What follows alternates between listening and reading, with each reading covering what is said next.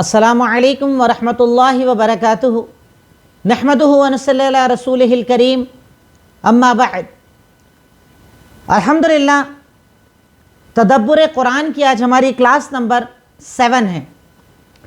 Topic جو آج آپ کے سامنے شروع ہونے والا ہے وہ ہے سورہ بقرہ۔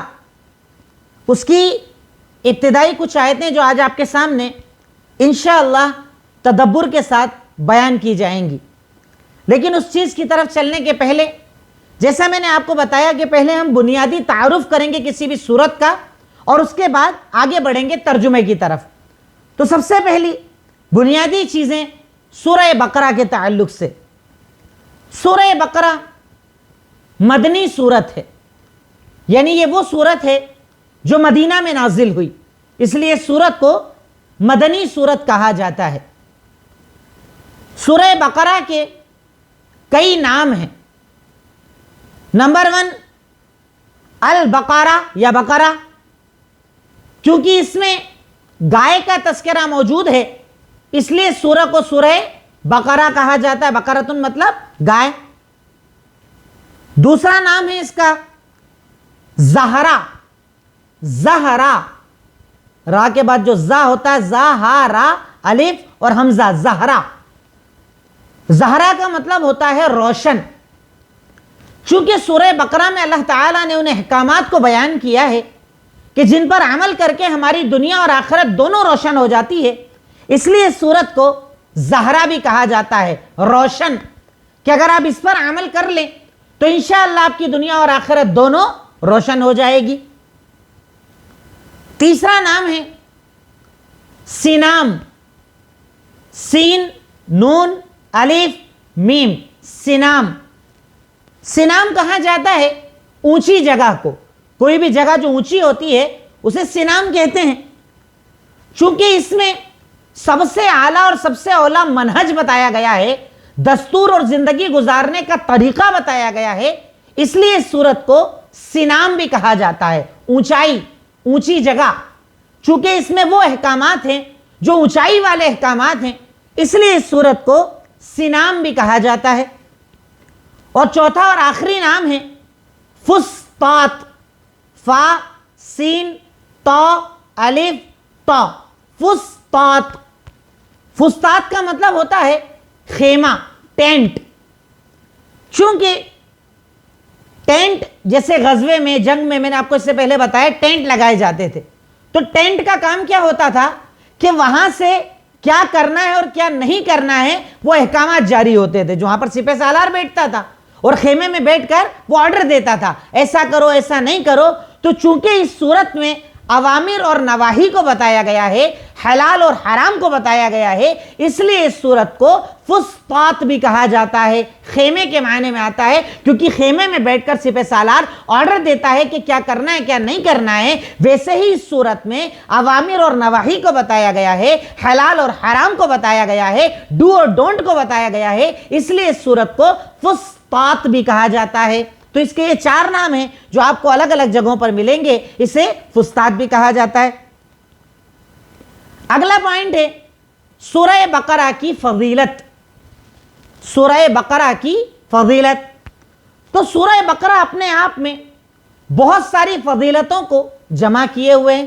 ہر سورت کی وہ فضیلتیں میں آپ کو بتا رہا ہوں جو جائز، ثابت شدہ اور صحیح حدیثوں سے ثابت ہے، ورنہ فضیلتوں میں تو آپ کو ڈھیروں چیزیں ملیں گی۔ ہر سورت کی نہ جانے کتنی فضیلتیں ہمارے یہاں بنا لی گئی ہیں، اسی لیے میں کوشش کروں گا جب بھی ہم کوئی سورت پڑھیں گے تو صحیح حدیث سے آپ کے سامنے رکھ دوں گا تاکہ فضیلتیں آپ کے ذہن میں رہیں انشاءاللہ، تاکہ پڑھنے کا جذبہ ہو، پڑھنے کا شوق ہو اور پڑھنے میں، تلاوت کرنے میں ہمیں مزہ آئے۔ تو انشاءاللہ جو ثابت شدہ چیزیں ہیں وہ میں آپ کے سامنے بیان کرتا چلوں گا انشاءاللہ۔ سب سے پہلی فضیلت ہے جس گھر میں سورہ بقرہ پڑھی جاتی ہے وہاں سے شیطان بھاگتا ہے۔ اللہ اکبر! کتنا پریشان ہے ہمارا پورا معاشرہ، شیطان، جنات، اثرات، اس سے اس سے، نہ جانے کتنے خوف میں جیتے ہیں لوگ۔ ہر ایک کو لگتا ہے میرے گھر میں کچھ نہ کچھ ہے۔ سورہ بقرہ کی تلاوت کی یہ خاصیت ہے کہ جس گھر میں سورہ بقرہ پڑھی جاتی ہے وہاں سے شیطان بھاگتا ہے۔ یہ پہلی فضیلت ہے سورہ بقرہ کی۔ دلیل صحیح مسلم حدیث نمبر 780، 780۔ اللہ کے نبی صلی اللہ علیہ وسلم کا فرمان، ला तजअलू बुयूतकुम मकाबिर इन्न शैतान यनफिरु मिनल बैतिल लदी तुक़रअू फीही सूरतुल बक़रा। अपने घरों को कब्रिस्तान मत बनाओ।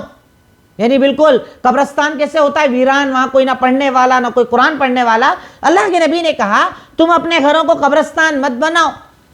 हर वो घर जिसमें सूरह बकरा पढ़ी जाती है उस घर से शैतान भागता है। अल्लाहु अकबर। सूरह बकरा, यहां तो ना कुरान का पता है, ना पढ़ने का पता है, ना तिलावत का पता है, और उसके बाद जमाने भर के लोग इलाज कराते हैं, हराम इलाज कराते हैं, ऐसे लोगों को अपने घरों में दाखिल करते हैं जो आपको हराम की तरफ लेकर जाते हैं पर हलाल इलाज नहीं करते। शैतान भागता है उस घर से जिसमें सूरह बकरा की तिलावत की जाए। ठीक है, जरूरी नहीं कि 2.5 पारा पूरा एक बार में पढ़ें, आधा पढ़ लें, पाव पढ़ लें, 1 पारा पढ़ लें, आधा पारा पढ़ लें, जितनी ताकत है उतना पढ़ें, पर रोजाना घर में कुछ ना कुछ सूरह बकरा का हिस्सा पढ़ना चाहिए। उसकी तिलावत से शैतान घर से भागता है।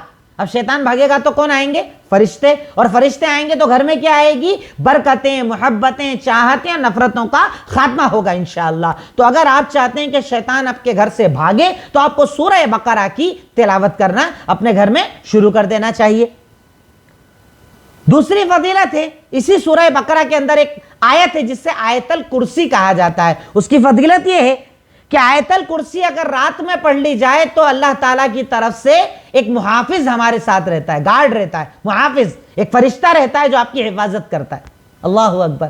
क्या फजीलत अल्लाह ताला ने कुरान को अता की है, और इंसान लोगों का सहारा ढूंढता है, सपोर्टर ढूंढता है। अगर आप ये सूरत पढ़ लो, या आयत पढ़ लो, तो अल्लाह ताला की तरफ से आपका एक मुहाफिज आ जाता है। तो आपको कौन बर्बाद कर पाए, कौन तकलीफ दे पाएगा? पर यकीन तो हो कुरान पर, ईमान तो हो कुरान पर, पढ़ने का जज्बा तो हो कुरान का। आयतल कुर्सी की यह फजीलत कि उसके पढ़ने वाले के लिए अल्लाह ताला एक मुहाफिज भेज देता है। दलील सही बुखारी हदीस नंबर 5010। अल्लाह के नबी ने इरशाद फरमाया, इज़ा अवैता इला फिराशिक फक़रा आयतल कुर्सी लन यज़ाल मअक मिनल्लाहि हाफ़िज़ वला युक़र्रिबुका शैतानुन हत्ता तुस्बिह। जब तू रात में बिस्तर पर सोने जा तो आयतल कुर्सी पढ़ ले। आयतल कुर्सी पढ़ने से अल्लाह ताला तेरे लिए एक मुहाफिज खड़ा कर देगा और शैतान तेरे करीब नहीं आ पाएगा जब तक कि सुबह ना हो जाए। पूरी रात हिफाजत होगी, पूरी रात अल्लाह रब्बुल आलमीन की तरफ से आपकी हिफाजत होगी अगर रात को बिस्तर पर आप आयतल कुर्सी पढ़ लें। अल्लाहु अकबर। अल्लाह के नबी ने कहा कि जब तू अपने बिस्तर पर जा तो आयतल कुर्सी पढ़। इसके पढ़ने से अल्लाह ताला तेरे ऊपर एक मुहाफिज नाजिल करेगा और सुबह तक शैतान तेरे पास में नहीं आ पाएगा। अल्लाहु अकबर। कितनी बड़ी फजीलत आयतल कुर्सी की है, जो इसी सूरह बकरा का एक टुकड़ा है, एक आयत है। तो ये सूरह बकरा की आम फजीलतों में मैं इसकी खास फजीलतें भी आपको बताता चल रहा हूं ताकि आप उनको समझ सकें। आगे हालांकि जब आयतल कुर्सी हम लोग पढ़ेंगे उसकी तशरीह मैं आपके सामने रखूंगा इंशाअल्लाह। तीसरी फजीलत, इसको पढ़ना घर में बरकत नाजिल करता है। आज हमारे यहां एक बड़ी शिकायत है कि घर में बरकत नहीं है, घर में एंट्री करो अच्छा नहीं लगता है, सुकून नहीं मिलता है, टेंशन क्रिएट होता है, डिप्रेशन होने लगता है, बाहर अच्छा लगता है, घर में अच्छा नहीं लगता है, कमा कर लाते हैं पर बरकतें नाजिल नहीं होती है। अगर आप अपने घर में बरकतों का नुज़ूल चाहते हैं तो उसके लिए सूरह बकरा पढ़िए। हर चीज की मैं आपको दलील दे रहा हूं ताकि आप खुद देख सकें इंशाअल्लाह। बरकत नाजिल होती है। सही मुस्लिम हदीस नंबर 804। अल्लाह के नबी सल्लल्लाहु अलैहि वसल्लम ने इरशाद फरमाया, इक़राऊ सूरतुल बकरा फ़इन्न अख़ज़ुहा बरका व तरकहुहा हसरा वला यस्ततिउहा अल-बतला। तुम लोग सूरह बकरा की तिलावत किया करो क्योंकि इसको पढ़ना बरकत है, छोड़ना हसरत है, और शैतान इस सूरत के आगे बढ़ने की ताकत नहीं रखता। अल्लाहु अकबर। क्या कहा? तुम लोग सूरह बकरा पढ़ा करो क्योंकि इसको पढ़ना बरकत है, छोड़ना हसरत है, और शैतान इसके आगे बढ़ने की ताकत नहीं रखता। जिस घर में पढ़ ली जाए कुछ नहीं होगा। लाख लोग आप पर जादू करें, असरात करें, आपके खिलाफ साजिशें कर लें, कुछ भी कर लें, अगर आप सूरह बकरा के, कुरान के पढ़ने वाले अगर आप अपने घर में सूरह बकरा पढ़ते हैं तो उसकी फजीलत यह है कि इसको पढ़ना बरकत है, छोड़ना हसरत है, और शैतान इसके आगे बढ़ने की ताकत नहीं रखता है। यानी शैतान की औकात ही नहीं उस घर में एंट्री कर ले जिस घर में सूरह बकरा की तिलावत होती। अल्लाह रब्बुल आलमीन ने इस सूरत को बड़ा अफजल और बड़ा ऊंचा बनाया है। अगली फजीलत नंबर 4 4 اس کو آیت الکرسی کو پڑھنے سے جنت کی بشارت. اللہ اکبر. آیت الکرسی اسی سورہ بقرہ کا حصہ ہے، اس لیے کامن سورہ بقرہ کی فضیلت میں یہ بھی آ گیا. جنت ملتی ہے آیت الکرسی پڑھنے پر. دلیل جامع الصغیر حدیث نمبر 8907. جامع الصغیر حدیث کی کتاب کا نام ہے. حدیث نمبر 8907. اللہ کے نبی صلی اللہ علیہ وسلم نے ارشاد فرمایا من قرأ آیت الکرسی دبر کل صلاۃ مکتوبہ لم یمنعہ من دخول الجنہ الا الموت. اگر کوئی انسان ہر فرض نماز کے بعد آیت الکرسی پڑھ لے تو جنت اور اس کے بیچ میں صرف موت باقی ہے، بس موت ہے، مرے گا اور جنت. اللہ تعالیٰ جنت کا فیصلہ کر دے گا، قبر میں ہی جنت کا فیصلہ ہو جائے گا، قبر میں جنت کی کھڑکی انشاءاللہ کھول دی جائے گی. اب سوچیے آپ عمل کتنا بڑا ہے اور ثواب کتنا بڑا ہے. ذرا سا عمل کتنا ٹائم لگتا ہے آیت الکرسی پڑھنے میں. اللہ کے نبی صلی اللہ علیہ وسلم نے کہا کہ اگر کوئی انسان ہر فرض نماز کے بعد آیت الکرسی پڑھتا ہے تو اس کے اور جنت کے بیچ میں صرف موت کا وقفہ ہے، بس موت کا، مرا اور جنت انشاءاللہ. اتنی بڑی فضیلت اللہ رب العالمین نے آیت الکرسی یعنی سورہ بقرہ کے ایک ٹکڑے کو عطا کی، اسپیشل اس آیت کو عطا کی. تو یقیناً ہمیں سورہ بقرہ کی تلاوت کرنا چاہیے، آیت الکرسی کی تلاوت نماز کے بعد کرنا چاہیے، کیونکہ اللہ تعالیٰ اس سے اتنی بڑی بڑی فضیلتیں ہمیں عطا کرتا ہے. اگلی فضیلت، اگر کوئی رات کو سونے کے پہلے سورہ بقرہ کی آخری 2 آیتیں پڑھ لے تو پوری رات کی عبادت کے لیے کافی ہو جائے گی انشاءاللہ. اللہ اکبر. سو رہے ہیں آپ، بستر پر جا رہے ہیں، آرام کر رہے ہیں، پر اگر یہ 2 آیت پڑھ کر سوئیں تو پوری رات کے لیے کافی ہیں، یعنی پوری رات ثواب ملے گا انشاءاللہ آپ کو. کون سی 2 آیتیں؟ آمن الرسول بما انزل الیہ من ربہ سے لے کر اینڈ تک. سورہ بقرہ کی لاسٹ کی 2 آیت بڑی فضیلت والی آیتیں ہیں. اگر کوئی انسان، اللہ کے نبی نے ارشاد فرمایا من قرأ بالآیتین من آخر سورۃ البقرہ فی لیلۃ کفتاہ. اگر کسی انسان نے رات میں سورہ بقرہ کی آخری 2 آیتیں پڑھ لی تو اس کے لیے کافی ہو جائے گی. کافی شیطان سے، جنات سے، اثرات سے، پریشانیوں سے، بیماریوں، آزاریوں سے، اور ثواب انشاءاللہ ملے گا پوری رات. کیا کہا؟ جس نے رات میں سورہ بقرہ کی آخری 2 آیتیں پڑھ لی کفتاہ، وہ اس کے لیے کافی ہو جائیں گے، ہر چیز سے کافی ہو جائیں گی، ہر چیز سے انف ہو جائیں گی، کافی ہو جائیں گی انشاءاللہ. تو اس کا اہتمام ہمیں کرنا چاہیے کہ نہیں کرنا چاہیے؟ تو سورہ بقرہ کو گھر میں پڑھیے، انشاءاللہ اس کو پڑھنے سے آپ کے گھر میں برکتیں نازل ہوں گی، اللہ رب العالمین آپ کے گھر میں برکتیں نازل کرے گا، اور انشاءاللہ بہت بڑا اجر و ثواب کا اللہ تعالیٰ اس کو ذریعہ بنائے گا.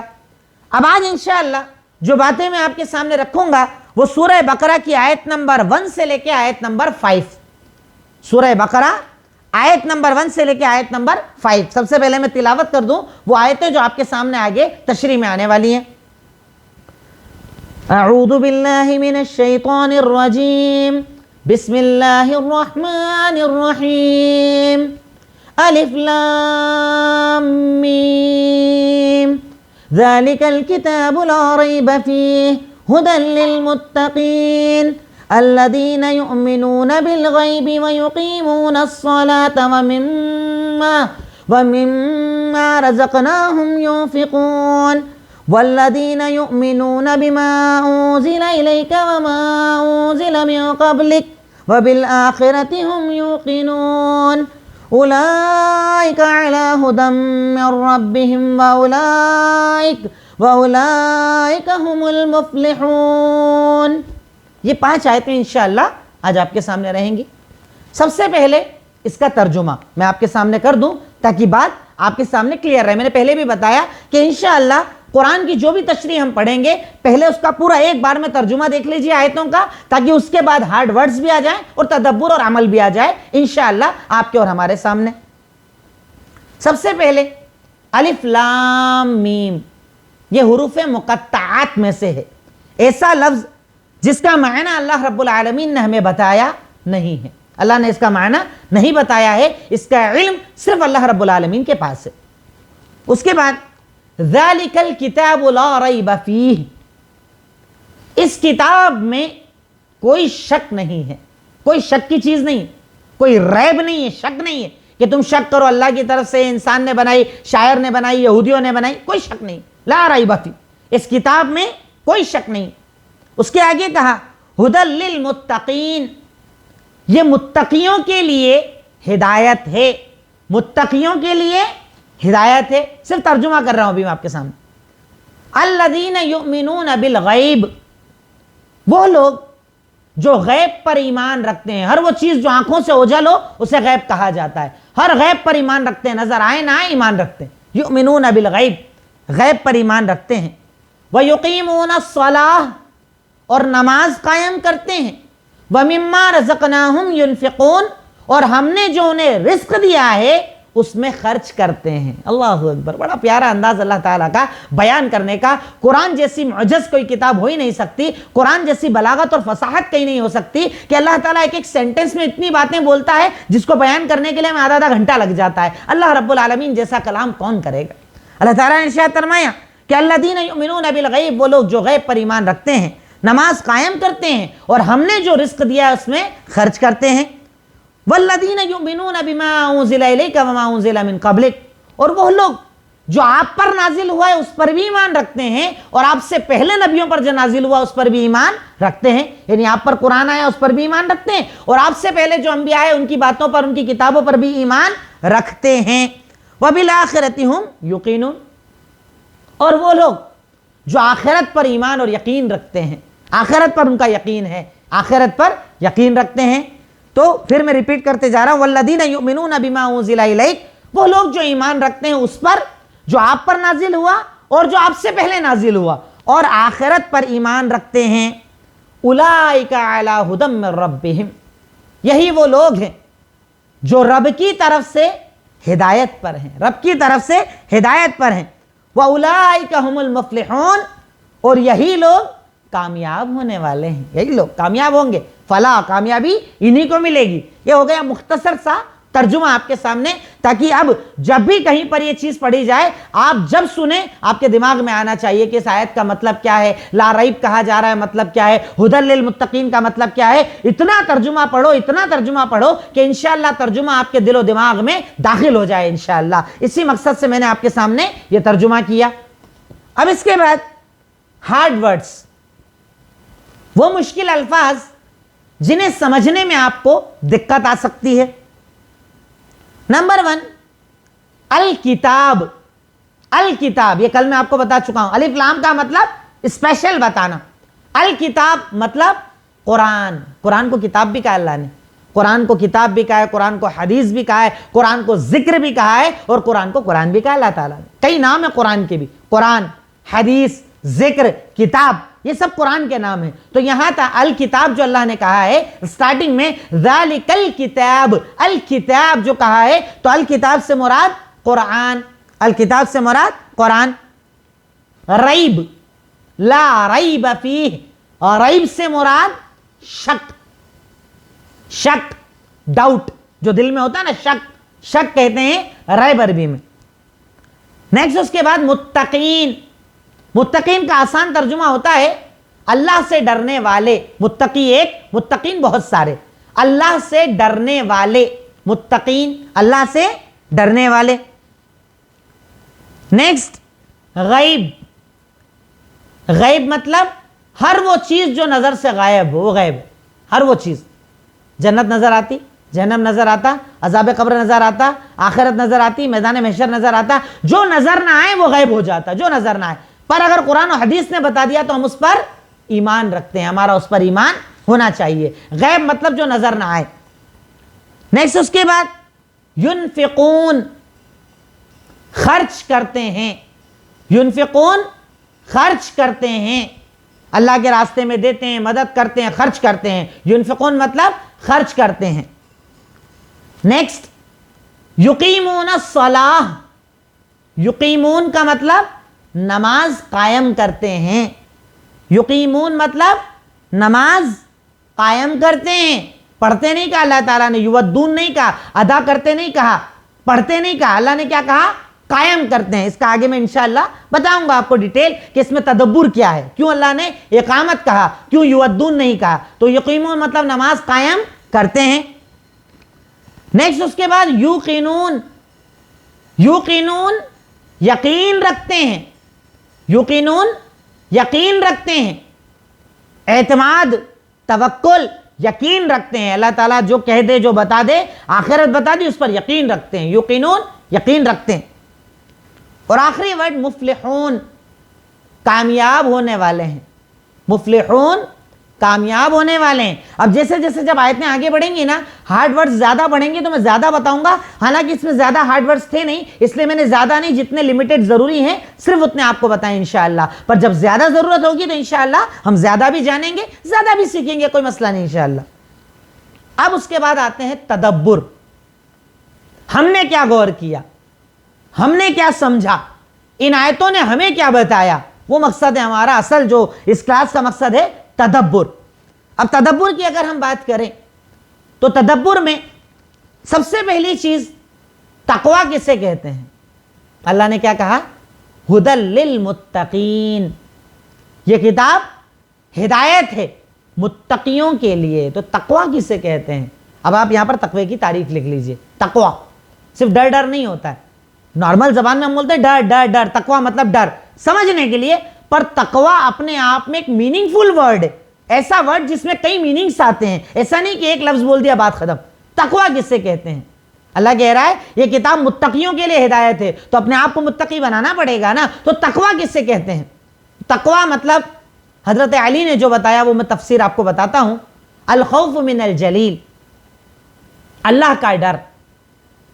تقوی کسے کہتے ہیں؟ اس میں کئی چیزیں آتی ہیں، اللہ کا ڈر، والرضا بالقلیل، کم پر راضی ہو جانا، جتنا اللہ دے راضی ہو جانا، جتنی روزی دے اللہ اس پر راضی ہو جانا، والرضا بالقلیل، والعمل بالتنزیل، قرآن پر عمل کرنا، قرآن پر عمل کرنا، والاستعداد لیوم الرحیل، آخرت کے دن کی تیاری کرنا۔ یہ چار چیزوں کو تقوی کہا جاتا ہے، چار چیزوں کو ملا کر تقوی کہا جاتا ہے۔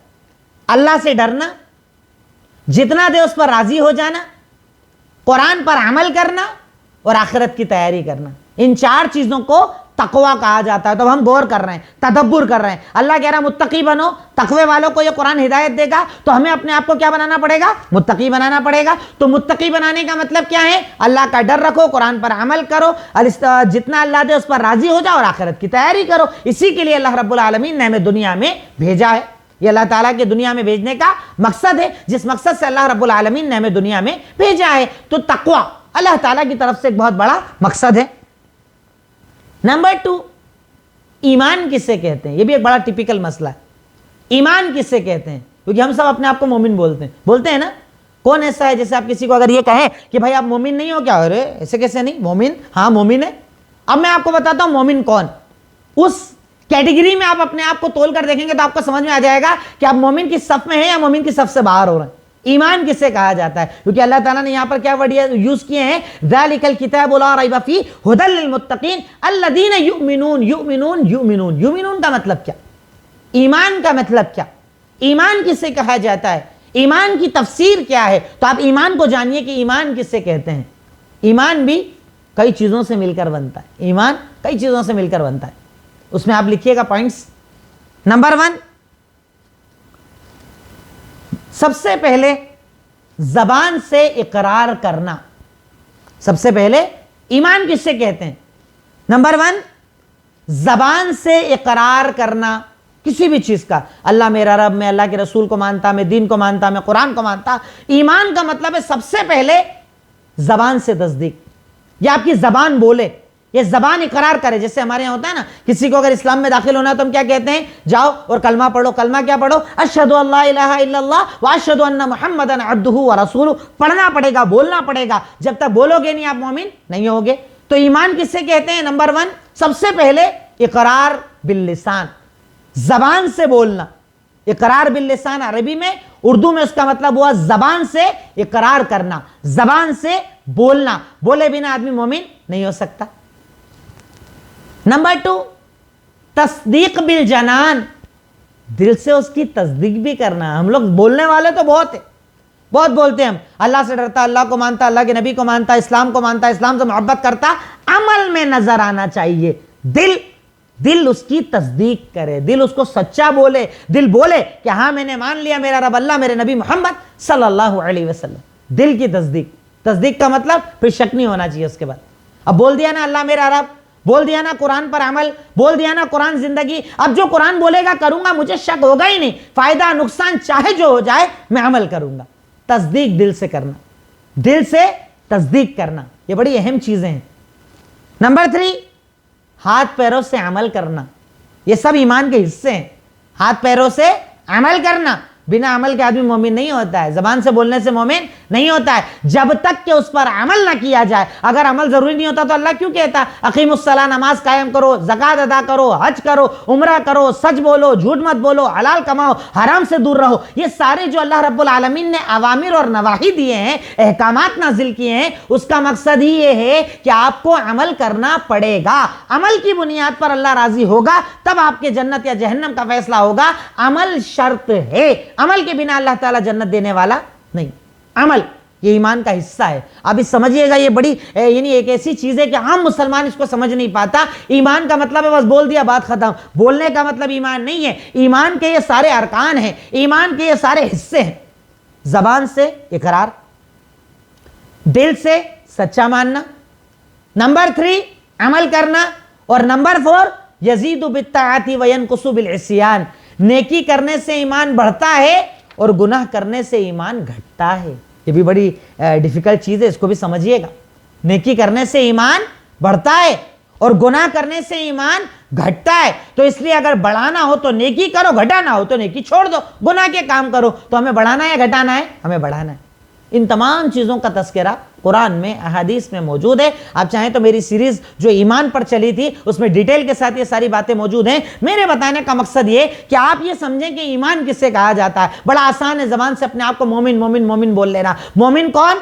ज़बान से इकरार करे, दिल से तस्दीक करे, अमल करे और बढ़ाए और बढ़ाने और घटाने के सिस्टम को समझे और अपने ईमान को जितना ज़्यादा हो सकता है आला लेवल पर, ऊंचे लेवल पर ले जाए और बढ़ाने की कोशिश करे। ईमान बढ़ता और घटता है, इसकी बेशुमार दलीलें हैं जो मैं अपनी सीरीज में कई मर्तबा बता चुका हूं। नेक्स्ट, कामयाब कौन है? नेक्स्ट पॉइंट नंबर 3, कामयाब कौन है? अल्लाह ताला ने यहां क्या कहा एंड में, जो मैंने आयतें पढ़ी, आयत नंबर 5 में, उलाइका हुमुल मुफलिहून, यही कामयाब होने वाले हैं। तो अल्लाह की नजर में कामयाब होने वाले कौन है? ये हमारा पॉइंट नंबर 3 जो हम तदब्बुर कर रहे हैं। अब आप यहां पर सिर्फ पॉइंट्स लिख लीजिए, उसकी डिटेल में आगे आपको बताता हूं। कामयाब कौन है? कामयाब होने वाले की सिफत क्या है? कामयाब होने वाले की क्वालिटीज क्या है? कौन कामयाब, कौन कामयाबी को पाने वाला? अब आप लिखिए नंबर 1, गैब पर ईमान रखने वाला। गैब पर ईमान रखने वाला। नमाज कायम करने वाला। नंबर 2, नमाज कायम करने वाला। नंबर 3, अल्लाह के रास्ते में खर्च करने वाला।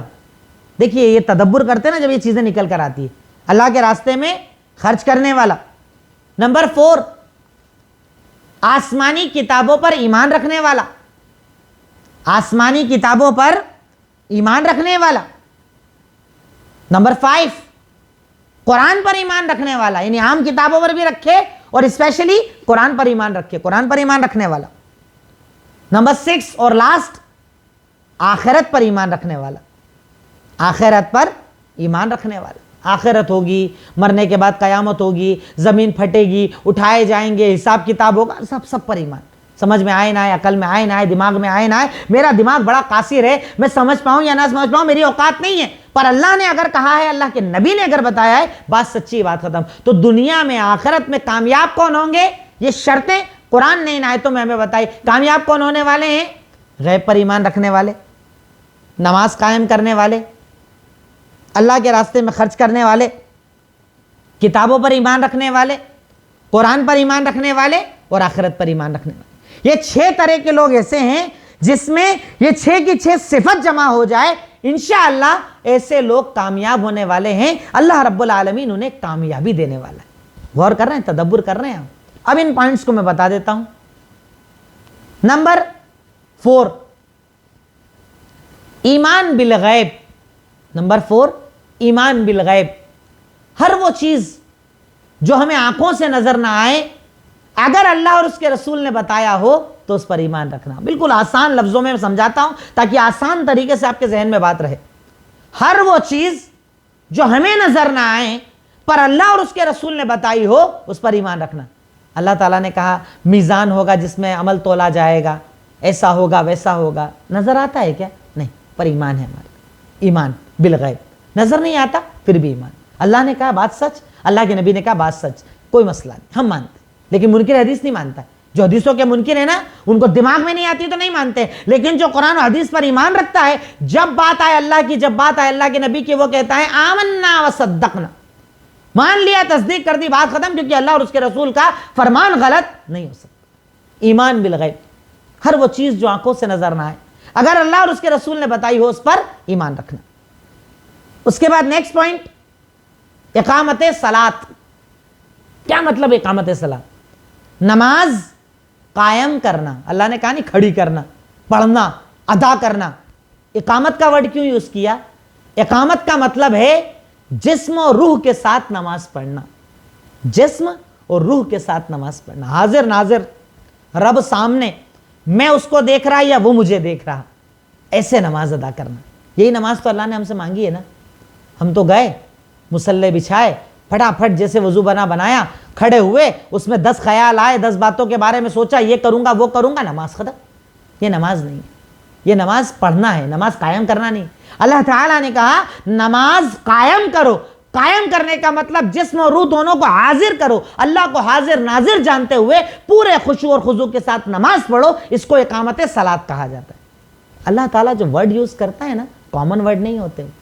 ایسا نہیں کہ بالکل آپ نے بولا اور چل گیا, بڑے میننگ فل الفاظ ہوتے ہیں. وہ اللہ کا کلام ہے نا, اللہ کا کلام کیسا ہوگا؟ جو کلام کو بنانے والا اس کا کلام کیسا ہوگا؟ تو اللہ نے کہا اقامت الصلاۃ, اقیموا الصلاۃ الذین یؤمنون بالغیب ویقیمون الصلاۃ, وہ لوگ جو نماز قائم کرتے ہیں. تو نماز قائم کرنے کا مطلب پورے خشوع خضوع کے ساتھ جسم و روح کو حاضر کر کے نماز پڑھنا, اللہ کے تصور کے ساتھ, اسے اقامت صلاۃ کہا جاتا ہے. میں یہ سارے جو ورڈ پیچھے گزرے ان پر تدبر کر کے ہم غور کر رہے ہیں کہ اس میں اللہ ہم سے کیا کہہ رہا ہے. نیکسٹ, اللہ کے راستے میں خرچ کرنا.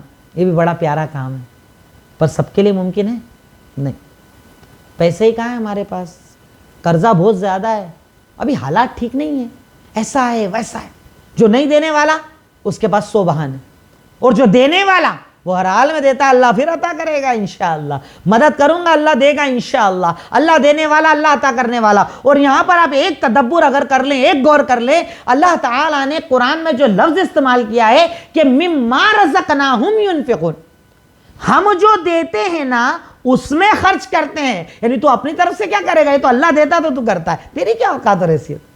ارے رزق تو اللہ دے رہا ہے نا, کاروبار تو اللہ چلا رہا ہے نا, پیسہ تو اللہ دے رہا ہے نا, سیلریز تو اللہ دے رہا ہے نا. یہ جو بھی ہے تیری محنت کا نتیجہ نہیں, یہ اللہ تعالیٰ کا رحم ہے جو تجھے اللہ عطا کر رہا ہے. ورنہ تجھ سے زیادہ محنت کرنے والے تجھ سے کم کماتے ہیں. ایک مزدور سارا دن محنت کر کے 300-400 روپے کماتا ہے, اور تو سارا دن محنت کر کے 10-15 ہزار 20 ہزار روپے کماتا ہے, 40-50 ہزار روپے کماتا ہے. تو یہ کس کا رزق ہے؟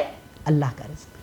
مما رزقناہم, اللہ تعالیٰ نے اس آیت میں ہمیں اپنی اوقات بھی بتا دی کہ تم اپنی طرف سے کچھ نہیں کرتے, ہم جو تمہیں دیتے ہیں اس میں سے تم خرچ کرو. اور وہ بھی کیا کہا؟ من. جو اللہ نے من کا ورڈ یوز کیا نا, من, تھوڑے کو بتانے کے لیے, تو تھوڑا دو, تھوڑا, زیادہ مت دو. زیادہ کی طاقت کہاں ہے تمہاری؟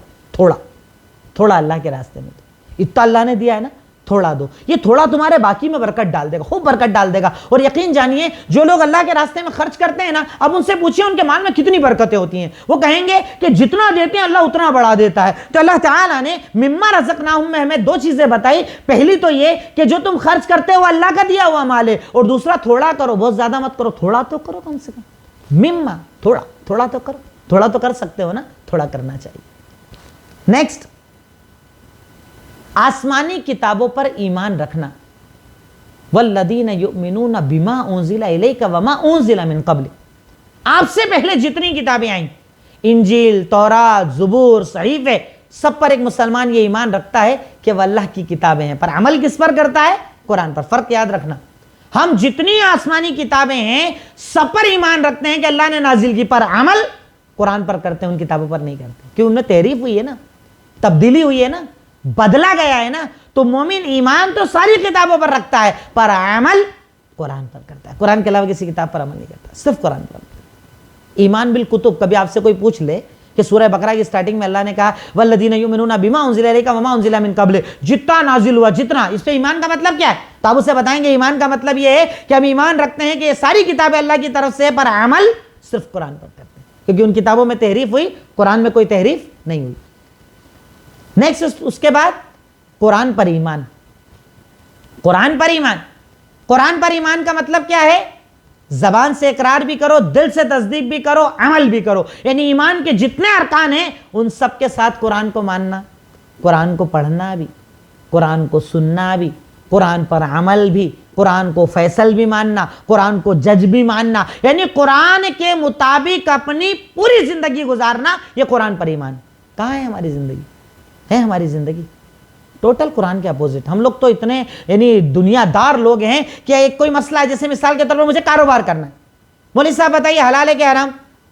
آپ نے بتایا کہ نہیں حرام. ارے نہیں آپ بول رہے حرام, پر ابھی ماحول الگ چل رہا ہے نا, ادھر بتاؤ. یعنی وہ قرآن کو ایکسیپٹ نہیں کرنا چاہتا, حدیث کو ایکسیپٹ نہیں کرنا چاہتا. وہ چاہتا ہے کہ قرآن و حدیث کو اس کے مطابق اپڈیٹ کیا جائے, چینج کیا جائے, تعلیمات کو بدلا جائے. وہ اپنا کام نہیں بدلے گا. لیکن جو مومن ہوتا ہے وہ کیا کرتا ہے؟ قرآن پر ایمان. اللہ نے کہا بات ختم, اللہ کے نبی نے کہا بات ختم. دنیا جاتی ہے چلی جائے, جان چلی جائے, عزت چلی جائے, سب چلا جائے, میں کروں گا وہ جو میرے رب کا فرمان, میرے نبی کا فرمان. قرآن پر ایمان کا مطلب کہ قرآن کو اپنی زندگی بنانا, قرآن پر عمل کرنا. والذین یؤمنون بما انزل الیک وما انزل من قبلک. اور لاسٹ پوائنٹ, بالآخرۃ ہم یوقنون, آخرت پر ایمان رکھنا. مطلب مریں گے, قبر میں جائیں گے, قبر سے آگے بڑھیں گے میدان محشر, حساب کتاب, جنت جہنم, سارے معاملات جو آخرت, مرنے ہی کے ساتھ آخرت چالو ہو جاتی ہے. مرے آخرت چالو. آخرت پر ایمان رکھنا. آج ہماری زندگی میں آخرت نظر آتی ہے کیا؟ ایسا لگتا ہے کہ مرنے ہی والے نہیں ہیں ہم لوگ, تو مرنا ہی نہیں ہے ہم کو, تو حساب ہی نہیں دینا ہم کو, تو کہیں نظر آتا ہے؟ مومن وہ جو آخرت پر یقین رکھے, آخرت پر ایمان رکھے, آخرت پر مضبوط یقین رکھے کہ میرے مرنے کے بعد کے جتنے معاملات ہیں میرا سب پر ایمان ہے کہ ساری چیزیں میرے ساتھ ہونے والی ہیں. اب آخری پوائنٹ ہمارا آج کا, ان آیتوں پر ہم عمل کیا کریں؟ ان آیتوں پر ہم عمل کیا کریں گے؟ تو عمل میں سب سے پہلی چیز, اپنے آپ کو متقی بنائیں گے. کوشش تو کر سکتے ہیں نا, کوئی پرفیکٹ نہیں ہوتا ہے دنیا میں, پر کوشش کر سکتے ہیں. تو ہم کیا کریں گے؟ سب سے پہلے اپنے آپ کو متقی بنائیں گے. نمبر 2, قرآن پر کبھی شک نہیں کریں گے. جو ہے وہ اللہ کا فرمان, جو ہے وہ اللہ کا فرمان. نمبر 1 پہلا عمل, اپنے آپ کو متقی بنائیں گے. نمبر 2 قرآن پر شک نہیں کریں گے, اس کی تعلیمات پر شک نہیں کریں گے. نمبر 3 اس میں کامیاب ہونے کی جتنی شرطیں بتائی گئی ہے سب پر عمل کریں گے انشاءاللہ. شرطیں میں نے آپ کو ڈیٹیل میں بھی بتا دی, شارٹ میں بھی اوپر بتا دی. جو 6 شرطیں میں نے بتائی آپ کو کہ ہم غیب پر ایمان رکھیں, نماز قائم کریں, اللہ کے راستے میں خرچ کریں, کتابوں پر ایمان رکھیں, قرآن پر ایمان رکھیں اور آخرت پر ایمان رکھیں. تو کامیابی کی جتنی شرطیں بتائی گئی ہے اس کو اپنی زندگی میں انشاءاللہ داخل کریں. اسی سے قرآن سمجھ میں آئے گا. یہ قرآن جو سمجھنے کے لیے ہم آگے بڑھ رہے ہیں نا, تدبر کرنے کے لیے آگے بڑھ رہے ہیں نا, تو قرآن تبھی سمجھ میں آئے گا جب قرآن کی شرطوں کو سمجھا جائے گا. تو قرآن سمجھنے کی جتنی شرطیں بتائی گئی ہے ان شرطوں پر جب تک عمل نہیں کریں گے کامیاب ہم نہیں ہو سکتے. دنیا کی کامیابی, آخرت کی کامیابی کا انحصار, اس کا ڈیپینڈ ہونا انہی چیزوں پر ہے. اگر ہم نے ان پر عمل کر لیا نا تو انشاءاللہ یہ قرآن سمجھ میں بھی آئے گا, عمل میں بھی آئے گا اور زندگی بھی بہتر بنے گی. اسی پر میں آج کی اس کلاس کو مکمل کرتا ہوں اور اللہ تعالیٰ سے دعا کرتا ہوں, اے الہی مولا رب العالمین, خالق مالک رحمان رحیم, اے غفور غفار سمیع بصیر علیم خبیر اول آخر, اے ظاہر باطن, اللہ رب العالمین تو ہم تمام کے گناہوں کو معاف فرما, جنت الفردوس میں جگہ عطا فرما. اے اللہ تیرے کلام کی جو یہ کلاس ہے نا, اللہ تعالیٰ اس کو اپنی رحمتوں میں جگہ عطا فرما دے, اپنی برکتیں نازل فرما دے. اے اللہ ہم تمام کے گناہوں کو معاف فرما دے, ہم تمام میں جو پریشان ہیں ان کی پریشانیوں کو دور فرما دے, جو بیمار ہیں ان کو شفا یابی عطا فرما دے, قرض کی ادائیگی کی راہیں کھول دے, حلال پر باقی رکھ اور حرام سے بچا لے. وآخر الدعوانا ان الحمد للہ رب العالمین. السلام علیکم ورحمۃ اللہ وبرکاتہ.